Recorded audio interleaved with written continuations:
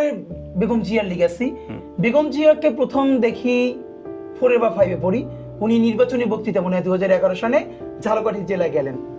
তো আমি তো নলছিটি বাসা, আমার উপজেলায়, ওনানে আমার দেখতেই হবে, কিন্তু বাড়ি থেকে যাইতে দিবে না।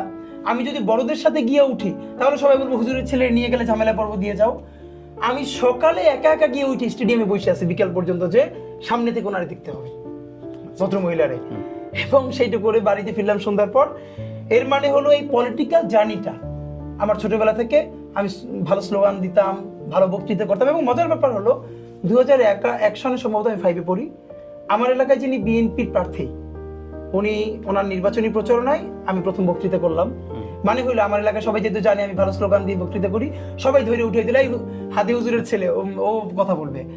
এবং এত ভালো হইছে আমার মনে আছে, ওই আমলে উনি বেশ কিছু টাকা গিফট দিলেন আমারে। তো আমি আবার ফ্রেন্ডদেরকে নিয়ে মিছিল টিছিল করে বাসায় ফিরে আসছি। তো ওই যে নির্বাচন অথবা ইলেকশন পলিটিক্স, এই পুরো জার্নিটা মানে যখন থেকে বুঝি, মানে তখন থেকে এটার সাথে আছে।